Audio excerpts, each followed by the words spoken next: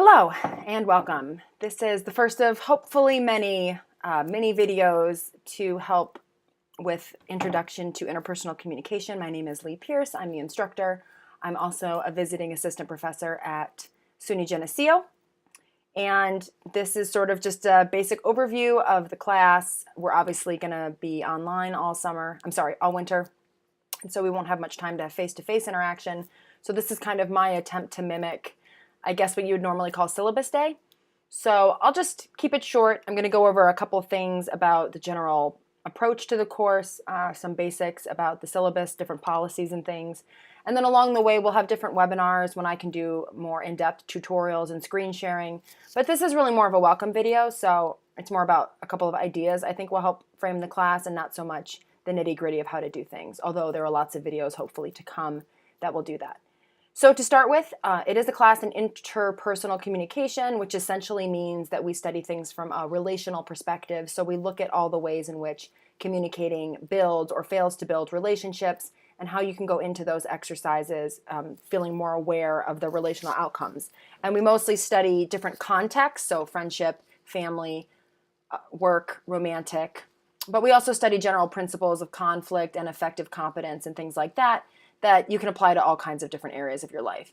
It's not a public speaking class, it's not a small group class, but there are elements of this that can transfer over into those other communication areas if that's more your speed. And I will say that from my perspective, a lot of what's important about interpersonal communication between you and another person or you and a group of people is your mindset.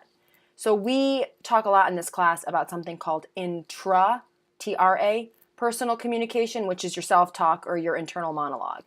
Because really, if you get your mind right around a lot of these issues, it really improves the quality of your communication with other people. In terms of expectations, I think expectations are an important thing to go into any relationship understanding, because when you have hidden or unexpressed expectations of other people, and they fail to then meet those expectations because they never knew that they were expected to do those things in the first place, you wind up with a huge misunderstanding. And I think that that's a great guiding principle in interpersonal relationships, right? Be explicit about your expectations and also ask yourself, is it fair to expect this of other people? Because you may be setting people up to show up badly in your life and not even realize it. But I think that's also true of student-teacher interactions, because my expectations of you are a lot of what drive this course, and in turn your expectations of me also drive the course.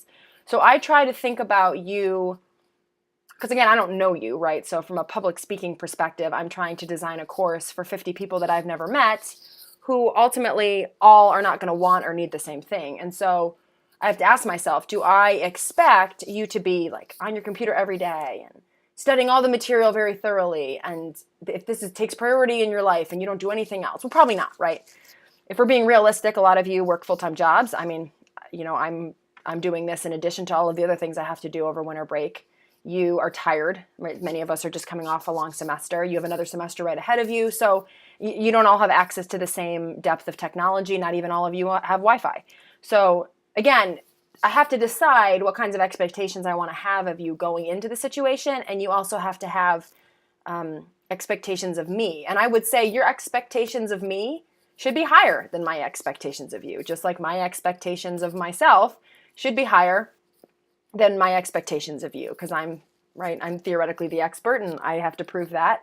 But from your end, I really try to approach the course in a realistic fashion, the way that I think that you're actually showing up. And the way that I think you're showing up is tired, sort of distracted, wanting to learn, but also realizing that you're fitting in the learning around about a bunch of other things.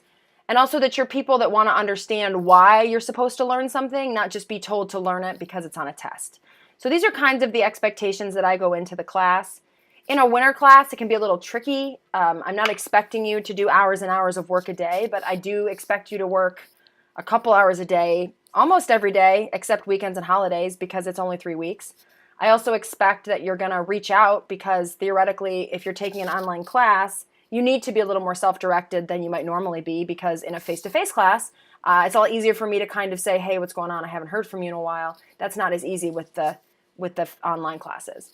The last thing I would expect is that you're like willing to look things up on the internet if you don't know how. So one thing that we may run into is if you've never used Canvas before, which is the Blackboard Learning replacement that Geneseo uses, or if you're new to it, maybe you're taking a winter course and you haven't been in college for a while, or you're from another campus, you might need to take some tutorials because you're kind of starting from behind the 8 ball. And while I do try to make sure that you know everything that's happening and that you're not behind because of things that were not your fault, you also have to kind of, at some point, maybe if you're behind on certain things like writing, if you're not like a strong writer, I will teach you some of those things, but some of those things you also kind of have to seek out on your own, or get in touch with me because you need help and you're not sure even where to look for those resources. There is a TA this semester. His name is Troy. You'll meet him later. And Troy's available as well. So with 50 students in 3 weeks, I figure probably going to need some help on this one. So you can reach out to me or Troy about any of this. All right. So real quick, I'm sure that you've heard of a syllabus before. We have a syllabus for this class. I'm going to briefly go over a few things right now, but generally speaking, the syllabus is pretty self-explanatory. You read it when you need to. You look stuff up just to kind of know the general policies, but it's only 3 pages, so it's not a very cumbersome document. The syllabus is just general policies. Separate from the syllabus, I have a schedule. It's called my Google Doc course schedule, and that is a Google Doc. It's live, so you're always going to have to access it through a link on the web. You can also use your Google Doc app or your Google Drive to access it more easily. More on that later. But it's really important you check the schedule pretty frequently because I may add notes or update things, or if a link is broken, I may fix it. So I'm not going to be moving dates around on you. That's just crazy. But I may add or take away things from the schedule because, a class needs to be kind of flexible. So again, thinking about expectations, is it realistic that 4 weeks before a class starts, I'm going to know every single thing that could possibly happen for the next 4 weeks? No. So I've set up a system where I have a general guideline, and we're probably going to follow it pretty closely. But, things may need to be moved around, or if something isn't making sense, or I just feel like the workload is getting too much, we may have to scale it back. So please keep in touch with that schedule. Then there's a third thing. So there's the syllabus, there's the Google Doc schedule, and then there's the Canvas calendar. So the Canvas calendar is set up in Canvas, and it will only show assignments that I have programmed into Canvas. So Canvas calendar is going to be up to date with the Google Doc schedule for the whole semester for anything that's graded or has a due date or whatever. But some of the daily things like read this today or take this quiz, that stuff might not be on there. So I would definitely recommend you keeping in touch with the Canvas calendar because that's going to sort of be your electronic reminder. But it's synced to the Google Doc schedule so that all the dates and everything should be the same. If you ever come across, again, thinking about expectations, is it reasonable to assume that once in a while I may get the time or the date mixed up between Canvas and the Google Doc schedule? Yes. I'm trying to expect myself not to, but it might happen. If that's the case, always default to the schedule on the daily Google Doc, right, the daily schedule. But do let me know if the Canvas schedule, for some reason, if their calendar isn't matching up, because it should, and I can go over that. You'll have 2 papers. One due halfway through the semester, one due at the end. There's much more information to come on those. They're short. The first one's, I think, 3 pages, and the second one's 5. So they're not too long. That'll be one way that you submit work for the class. You'll also have a midterm and a final, and I have a very robust study guide. I'm also going to have review webinars for both of those final and midterm exams to help you out. And then the other way you're going to interact is through 4 discussion posts. I've tried to come up with fun multimedia discussion posts that are not too labor intensive. I think each one is only like a minute or 100 words. I mean, they're not a lot. But it's a chance for you to kind of engage the material on a more personal basis, to interact with classmates. It's kind of like your participation activity in the sense that if you do it thoughtfully, that's about all you need to do. So you'll learn more about that down the road. But one of the first things I would encourage you to do is submit discussion post 0, which asks you to go on your social media, or if you don't have social media, you could look through your text messages of pictures you've sent. You don't necessarily need to be in the picture, but it should be something that you posted, so it's not just something you just randomly found off the web, and talk about how it represents your communication style. And that's a nice way for you to introduce yourself to the class. You can tell us anything else about you that you want to at that point, and it'll give us a chance to reply to one another. And in the first webinar, the welcome webinar, I'll talk a little bit more about how to do the discussion posts.